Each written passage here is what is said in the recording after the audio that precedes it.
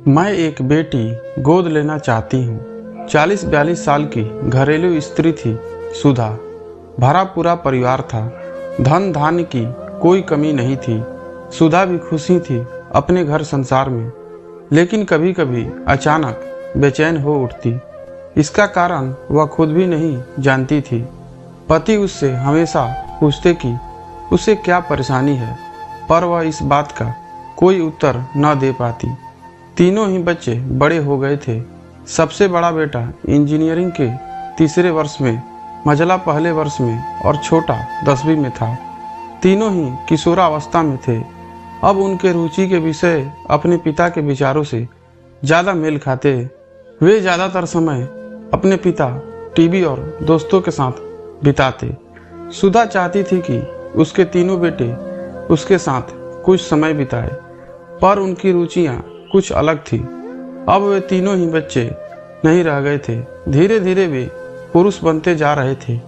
एक सुबह सुधा ने अपने पति से कहा, मेरी खुशी के लिए आप कुछ करेंगे? पति ने कहा, हाँ हाँ, क्यों नहीं, तुम कहो तो सही। सुधा सहमते हुए बोली, मैं एक बेटी गोद लेना चाहती हूँ। पति को आश्चर्य हुआ, पर सुधा ने कहा, सवाल जवाब मत करिएगा प्लीज। तीनों बच्चों के सामने भी यह प्रस्ताव रखा गया। किसी ने कोई आपत्ति तो नहीं की, पर सबके मन में सवाल था, क्यों? जल्द ही सुधा ने 1.5 महीने की एक प्यारी सी बच्ची अनाथ आश्रम से गोद ले ली। 3 बार मातृत्व का स्वाद चखने के बाद भी आज उसमें ममता की कोई कमी नहीं थी। बच्ची के आने की खुशी में सुधा और उसके पति ने एक समारोह का आयोजन किया।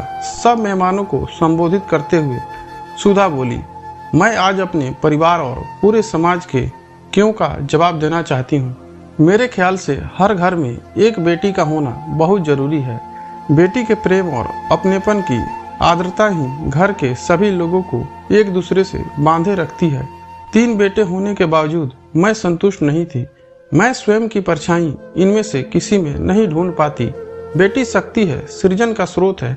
मुझे दुख ही नहीं, पीड़ा भी होती है जब मैं देखती हूँ कि किसी स्त्री ने अपने भ्रूण की हत्या बेटी होने के कारण कर दी। मैं समझती हूँ कि मेरे पति का वंश जरूर मेरे ये तीनों बेटे बढ़ाएंगे, पर मेरे मातृत्व का वंश तो एक बेटी ही बढ़ा सकती है। दोस्तों, कहानी अगर अच्छी लगी हो तो एक लाइक जरूर कर देना। धन्यवाद।